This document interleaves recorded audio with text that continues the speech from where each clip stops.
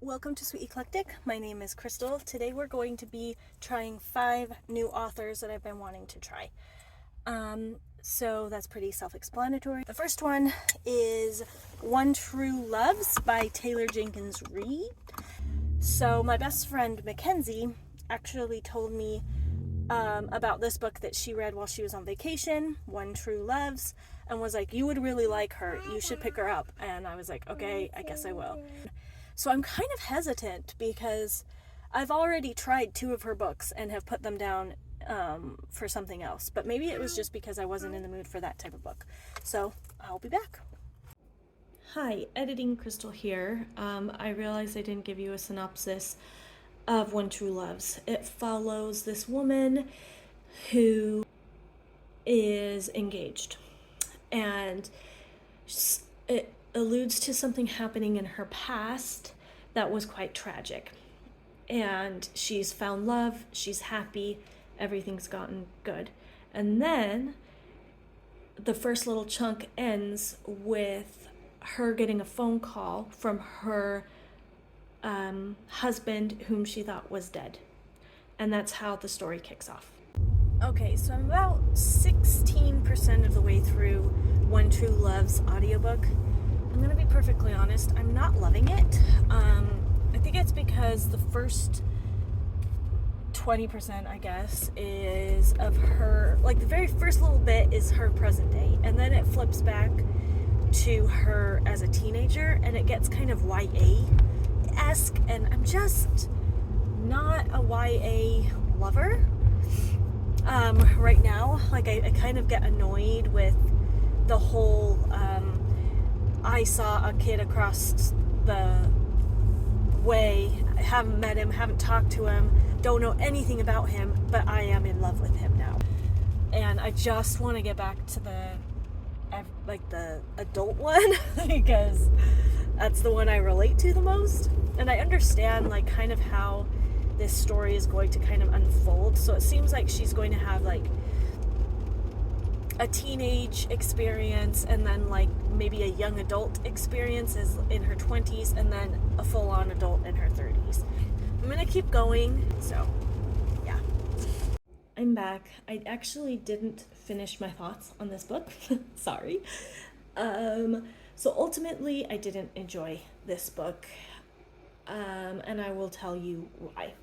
So the book is, I predicted correctly, it is broken into 3 different sections. So you have like the YA, and then you have like the 20s, and then you have 30s main character. And I just didn't feel like they were the same character. I felt like the teenage main character didn't match up to this middle character, didn't match up to this character. And so it was very hard for me to feel connected to the characters throughout the whole story, because they almost felt like 3 different stories trying to come together to be the same person. So like the way I would have much more enjoyed to have like a very short YA prologue to introduce 2 of the loves. The 2 loves, done. And then the second one would be like how the first love she fell in love with, how they committed to each other, how they fell in love with each other, and that's how it ends. So you can like feel that commitment. And then you are introduced to the last character, the last love interest, and what happens there. And so then you're fully committed there as well. But since I didn't feel committed or connected to both of the love interests, I didn't care about the story. I didn't care who she chose. I didn't care any of that. I didn't care about her. I was so disappointed. And I just, it makes me feel like I'm not gonna like her other books. Dang. But I did end up giving it 2 stars. I think it was like 2.5, but I'm very disappointed. But on to the next book.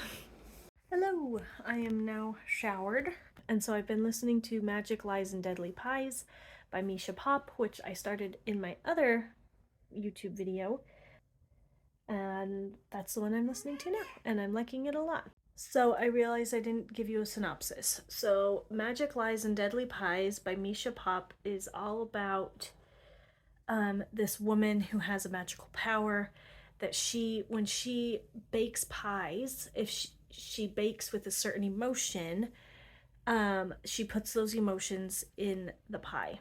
There's also like this deadly twist where she actually, it's like a deadly twist to her pies. So I'm about 70% of the way through. I was loving it. I could not put it down. I was constantly listening to it. And now that I'm like 75% of the way through, I'm feeling a little bit disappointed. And I'm not really feeling the love interest. Even just like the twists and turns are just getting a little bit meh. And something that's really important to me is character development. And there doesn't seem to be a lot of character development in this story. It seems to be very much like everyone's trying to figure out who everyone is in the moment, but not necessarily understanding like why they're doing what they're doing, and like really truly giving some context and creating some grit. And I guess that's kind of like it comes with the cozy mystery territory where it's just gonna be kind of fluffy and light. I'm just a little bit disappointed. But I'll check in when I actually finish it. Okay, it's the next day. This book has substantially gotten better. It definitely dipped in the middle. It just felt like the whole thing, I'm not gonna spoil it or anything, but there's like this whole love triangle thing I wasn't really into, and she kind of divulges her whole very secretive life story to one person that she hasn't known for very long. And it was just like, what, and it was just kind of floundery. But I'm about 30 minutes from the end of the audiobook, and it's substantially gotten better. So it's all kind of come back around. It's definitely not a 4-star book. I would say like maybe 3.5 at the highest.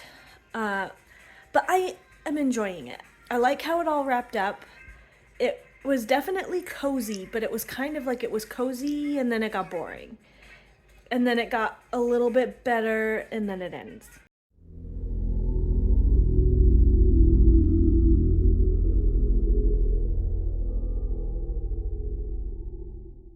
So I am in kind of a reading slump.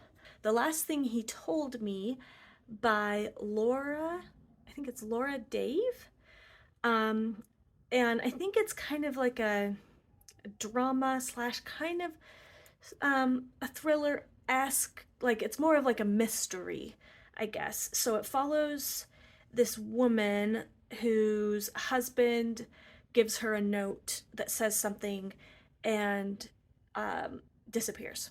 And so you kind of follow this story of like what happened to her husband, what they need to do, and all of that stuff. So it sounds really interesting, and let's get started. Okay, so I just finished The Last Thing He Told Me by Laura Dave. It was okay. I gave it 3 stars. I'm disappointed. I'm gonna be honest. Like the beginning just had like this gut punch where it's like, oh my gosh, it's like it starts off with a bang, and then it just kind of fizzles, like the middle is really good, and then you think like it's working up to this huge climax, and the climax is kind of boring and stupid, and then it just kind of ends. And so I'm disappointed. If you're wondering, Kaylee's making food because I just feel like it was missing like one really big plot point, and like a really big because like I don't want to spoil anything, but it was like working up to this really big possibility, and then you find out that possibility isn't really the reality, and then it ends. And so it was just kind of stupid in that way. But yeah, on to the next book.